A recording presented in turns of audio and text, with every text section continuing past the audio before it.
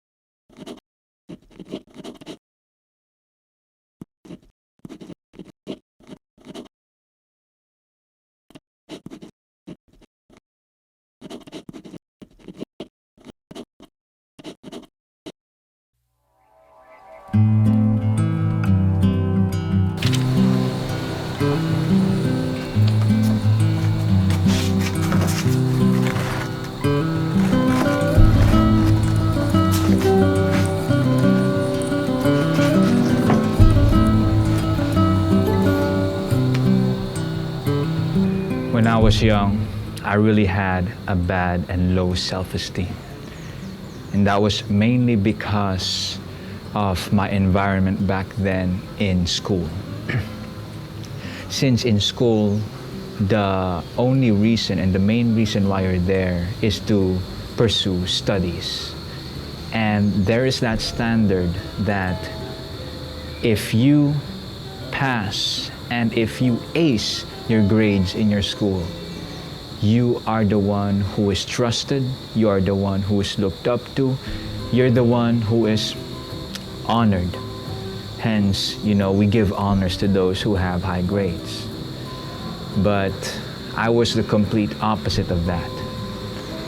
In my school, specifically in my class, in fact, not only in my class, but in my batch, I had the lowest grade, and that impacted me so much. I saw myself, and I had the understanding and the conclusion of what was going on with my studies as me not being trusted, me not being looked up to, me being, well, you tell it, an insignificant person when it comes to studies, when it comes to school. And I guess that just impacted me as a total person, just because that was the main environment where I was at. And you know what? I didn't understand what I was feeling. Hence, I just concluded and not processed with those kind of conclusions. So I had to compensate. I had to compensate to a place where I was looked up to. I had to compensate to a place that maybe I could build another image of myself, and where I can feel that I'm not a failure. Because all the while, in the things that are valuable in my life at that season in my life, I knew that I didn't achieve anything good and I was a failure. And so moving forward, I would compensate in gaming, thinking that I could have a good image there. I would compensate in social media and talk to random people, specifically people in school that I haven't really met personally, but I've just seen from afar. But since I'm interested, I'm just gonna chat that person, and make up stories that would establish a new image of myself, so that to have the hope that they would look up to me, to have the hope that I'm someone that could actually be trusted or honored, So I had those moments, I had those phases. It had to be compensated since I did not understand what I was going through. I did not understand of how I needed to deal with these emotions, of my conclusions of myself.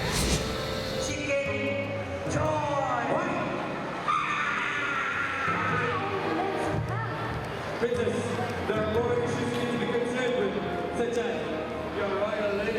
Fast forward, I discovered theater acting, a club called Theater Guild. And I actually auditioned, and fast forward to one of the performances, I actually had a main role. You know what, I just did my best. I enjoyed what I did. Oh man, it was so fun that it came natural for me to perform. It came naturally for me to actually have fun in performing.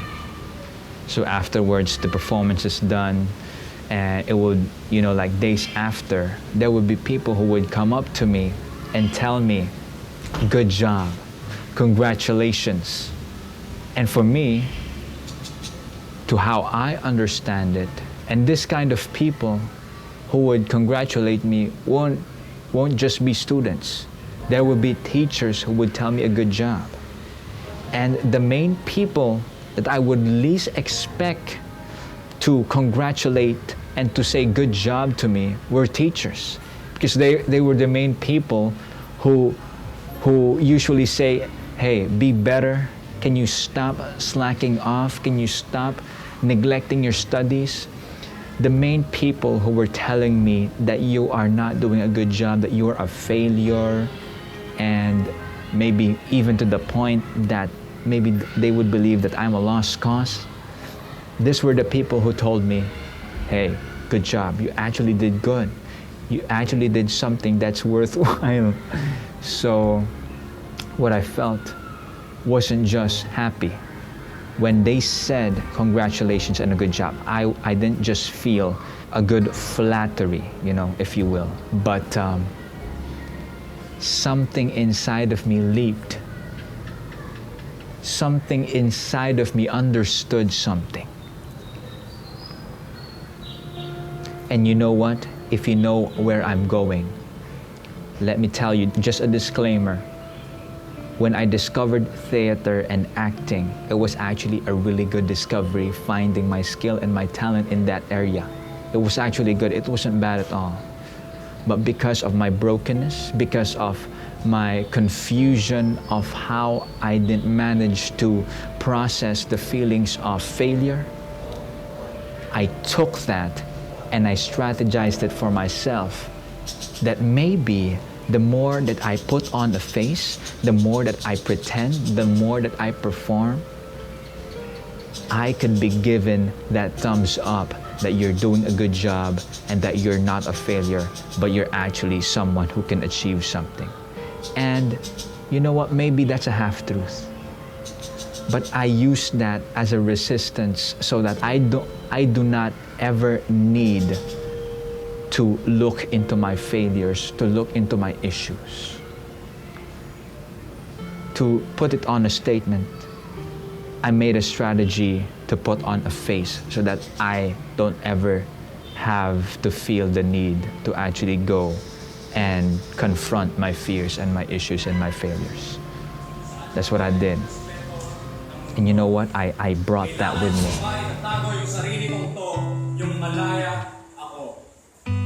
Minsan tinatanong ko sa sarili ko, katao ba ako nabubuhay o sa mata ng Diyos?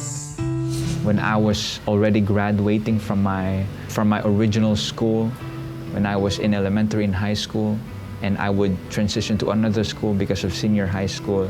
Well, that's a lot of schools. But I was in that season that I was already moving, and I had this great opportunity to actually change something, to actually build and establish a new face.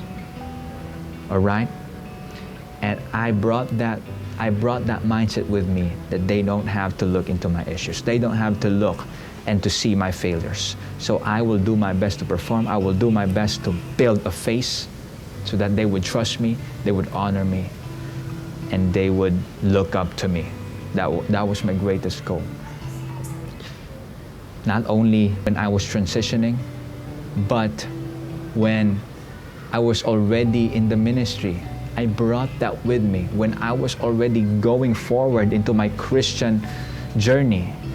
I thought the greatest lie that I needed to confront later on in life is that I thought in my Christian journey, I had to perform my best so that I could be the best Christian ever. I had to perform my best so that I could be more loved by God. I had to perform my best so that I could be in the honors list of God.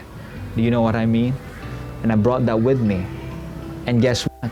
What ministry that I've committed to, that I've been invited in the worship ministry, mainly in the stage, singing and leading people into worship. And I had that notion.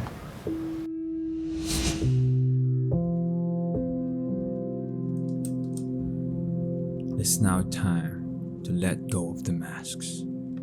It's now time to put off with the fakery. It's time to be raw, to be real, to be vulnerable, and to own every bit of your ugliness. It's time to be free. How I truly started my healing journey in confronting performance and continuing that path in where I knew I didn't need to perform. I didn't need to prove anyone of my worth of being a Christian. I don't even need to prove myself to God. So I was in a Christian retreat. It was actually a healing retreat. And here I was, I don't know, maybe the second to the last session of the retreat. And I was just learning so much. And there was this point, I wasn't actually the one who was invited because there was an illustration that was being shown at the minister's session at that point. And there was someone who was invited in the front to just give an illustration. And this person who was there shared their story of how they almost committed to kill themselves. And the method that they used to commit suicide was a very rare method. And at that point in Facebook, in social media, there was a famous meme that roamed around. You just drink a portion and an ample measure of Zonrox and you're good to go. You're good to go in your method and in your path to killing yourself. And that's what he said. You know, he said, I actually tried to drink Zonrox. And boy, he was still there, thank God. But at that point, some of the participants laughed. And, you know, I would assume that it was his group. But the minister said, hey, he kind of corrected the room that it's not something to laugh at, as if you can just easily deny it. And the next words dawned on me. The next words that minister said, and I'm just going to paraphrase this, that the next words that minister said caught me. It marked me at that point. She said, no, don't deny it. Don't push it away, because that's your story. Own it. Own it. Own it. No matter how ugly it was, no matter how shameful it was, no matter how worthy of it is of condemnation, you gotta own it. Because it's yours. It's not anyone's story. It's yours. It's your story to tell. No one has ever experienced that story but you, in your own eyes, in your own experiences, in your own senses. You felt every bit of what you've been through. And you know, she led him to an exercise in telling and owning the story. I drank Zonrox proudly. I'm owning it. I drank Zonrox. And you know what? There was just that release of shame, release of guilt and condemnation.